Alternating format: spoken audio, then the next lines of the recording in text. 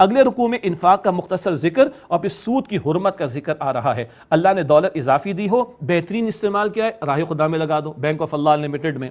اور اللہ نے اضافی دولت دے رکھی ہے کسی کو، بدترین استعمال کیا ہے؟ سود خوری کے اندر لگائے اس کو۔ درمیانی شکل کیا ہے؟ کاروبار کرو، پارٹنرشپ کر لو، مداربت کر لو، ایک شخص کا مال اور ایک شخص کی محنت، یا مشارکت کر لو، پارٹنرشپ وغیرہ، یہ بات بھی ذہن میں رہے۔ تو مال کا بہترین استعمال انفاق فی سبیل اللہ، مال کا بدترین استعمال اس کو کسی کو قرض کے طور پر دے کر سود خوری کرنے کی کوشش کرنا، سود کمانے کی کوشش کرنا، یہ سود خوری کی نفی اگلے رکوع میں آ رہی ہے۔ فرمایا الذین ينفقون اموالهم باللیل والنہار سرا وعلانیۃ، بے شک وہ لوگ کہ جو اپنے مال خرچ کرتے ہیں رات دن پوشیدہ اور ظاہری طور پر، اعلانیہ طور پر، فلہم اجرہم عند ربہم، ان کے لیے ان کا اجر ان کے رب کے ہاں محفوظ ہے، ولا خوف علیہم ولا هم یحزنون، ان پر نہ کوئی خوف ہوگا اور نہ وہ غمگین ہوں گے۔ الذین یأکلون الربا لا یقومون الا کما یقوم الذی یتخبطہ الشیطان من المس، جو لوگ سود کھاتے ہیں وہ نہیں کھڑے ہوں گے مگر اس شخص کی طرح جیسے وہ شخص کھڑا ہوتا ہے جس کو شیطان نے چھو کر باولا کر دیا ہو، حواس باختہ۔ ذالک بانہم قالوا انما البیع مثل الربا، یہ اس لیے کہ ان لوگوں نے کہا کہ تجارت بھی تو سود ہی کی طرح ہے۔ عقل لڑانے کی کوشش کی، عقل نیچے اللہ کا حکم اوپر۔ وَأَحَلَّ اللَّهُ الْبَيْعَ وَحَرَّمَ الرِّبَا، حالانکہ اللہ تعالیٰ نے تجارت کو حلال کیا اور سود کو حرام کیا ہے۔ حکمت بعد میں، حکم پہلے، عقل نیچے، حکم اوپر، تجارت حلال اور سود خوری کا معاملہ حرام قرار دیا گیا ہے۔ اس کے اوپر عقلی دلائل دیے جا سکتے ہیں، یہاں ہماری ہمت نہیں ہوتی کہ پیش کریں، وہ بعد میں کسی اور موقع پر۔ تجارت کیا ہے سب کو پتہ ہے، اور سود کیا ہے؟ قرض پر کوئی بھی اضافہ، حدیث مبارک بھی ہے، ہر وہ قرض جس پر کچھ بھی اضافہ ہو، قرض پر کچھ بھی اضافہ وہ ربا، وہ سود ہے، منع ہے۔ آگے مزید ذکر آ رہا ہے۔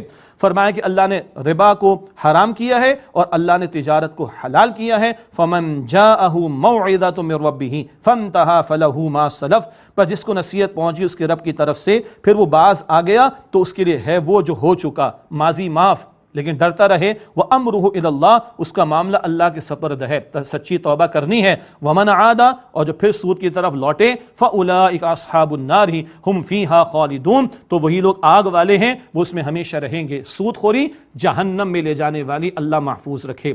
يَمْحَقُ اللَّهُ الرِّبَا وَيُرْبِي الصَّدَقَاتِ، اللہ تعالیٰ سود کو مٹاتا ہے اور صدقات کو بڑھاتا ہے۔ حدیث میں بھی ہے، اللہ کے رسول نے فرمایا، ابن ماجہ شریف کی روایت، سود کا انجام مفلسی کے سوا کچھ نہیں اور صدقات سے مال کبھی کم نہیں ہوتا۔ ہماری عقل نیچے، اللہ کی بات اور پیغمبر علیہ السلام کا فرمان وہ اوپر رہے گا۔ اللہ بھی فرما رہا ہے، اللہ تعالیٰ سود کو مٹاتا ہے اور صدقات کو بڑھاتا ہے۔ واللہ لا يحب كل کفار اثیم، اور اللہ تعالیٰ کسی ناشکرے گنہگار کو پسند نہیں فرماتا۔ جہاں جہاں سود کی ممانعت قرآن پاک میں آتی ہے، ساتھ اللہ راہ خدا میں خرچ کرنے کا ذکر کرتا ہے، کانٹراسٹ آ جاتا ہے۔ مال اضافی ہے، بدترین اس کا استعمال سود پر لگانا ہے اور بہترین استعمال راہ خدا میں خرچ کرنا۔ پھر اللہ کی راہ میں خرچ کرنے کا ذکر، ان الذین آمنوا وعملوا الصالحات واقاموا الصلاۃ وآتوا الزکاۃ، بے شک وہ لوگ جو ایمان لائے اور جنہوں نے نیک اعمال کیے اور نماز قائم کی اور زکوٰۃ ادا کی، لہم اجرہم عند ربہم ولا خوف علیہم ولا هم یحزنون، ان کے لیے ان کا اجر ان کے رب کے ہاں محفوظ ہے، ان پر نہ کوئی خوف ہوگا اور نہ وہ غمگین ہوں گے۔ پھر رائے خدا میں خرچ کرنے کا ذکر۔ اب پورے قرآن حکیم میں جس عمل پر، گناہ پر شدید ترین الفاظ اللہ تعالیٰ کی طرف سے آئے، وہ بات اگلی دو آیتوں میں آ رہی ہے، سود کی ممانعت۔ یا ایھا الذین آمنوا اتقوا اللہ وذروا ما بقی من الربا ان کنتم مؤمنین، اے ایمان والو اللہ سے ڈرو اور سود میں سے جو رہ گیا ربا میں سے وہ چھوڑ دو اگر تم واقعتاً ایمان والے ہو۔ اس آیت کے شروع اور آخر میں ایمان کا ذکر ہے۔ ایمان اور سود ایک جگہ جمع نہیں ہو سکتے، سود خوری ہے، ایمان نہیں ہے، اور ایمان اگر واقعتاً ہے تو بندہ سود کے لین دین سے اپنے آپ کو بچائے گا۔ فَإِن لَمْ تَفْعَلُوا فَأْذَنُوا بِحَرْبٍ مِّنَ اللَّهِ وَرَسُولِهِ، پھر اگر تم نہیں باز آتے تو اللہ اور اس کے رسول علیہ السلام سے جنگ کے لیے تیار ہو جاؤ۔ اللہ اکبر۔ جنگ کا مطلب تباہی، اور اللہ اور اس کے رسول سے جنگ کا مطلب تباہی ہی تباہی۔ وہ مسلط ہے آج ہمارے اوپر، اس سود کا انجام تباہی کے سوا کچھ نہیں۔ اللہ سے جنگ، کیسے اللہ کی رحمتیں برسیں گی؟ اللہ ہمارے حال پر رحم فرمائے۔ حدیث میں ذکر آتا ہے حضور نے لعنت فرمائی سود لینے والے، دینے والے، معاملہ لکھنے والے اور گواہ بننے والے پر۔ حضور نے فرمایا کہ سود کے گناہ کے 70 حصے، کم ترین یہ کہ کوئی اپنی ماں کے ساتھ منہ کالا کرے، استغفر اللہ۔ حضور نے فرمایا کہ سود کا 1 درہم کھانا کمانا 36 مرتبہ زنا کرنے سے زیادہ شدید معاملہ ہے۔ اس قدر سخت بات ہے۔ پاکستان میں طے شدہ بات ہے، آئین پاکستان میں آرٹیکل 38F میں لکھا ہے حکومت جلد سود کا خاتمہ کرے۔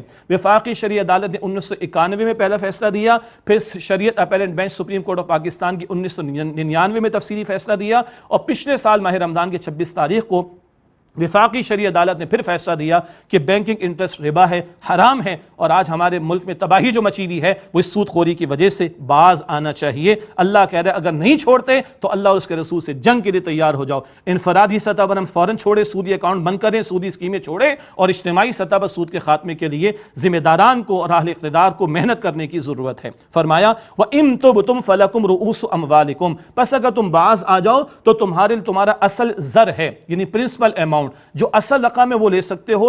رقم جو قرض کے طور پر دی گئی اس پہ کوئی بھی اضافہ یہ ربا ہے جس کو منع کیا گیا۔ لا تظلمون ولا تظلمون، نہ تم ظلم کرو نہ تم پر ظلم کیا جائے، تمہارا اصل نہ ملے تم پر ظلم ہے، اور تم دوسرے سے اصل سے زیادہ مانگو یہ تمہارا اس پر ظلم کرنا ہوگا، نہ ظلم کرو نہ تم پر ظلم کیا جائے۔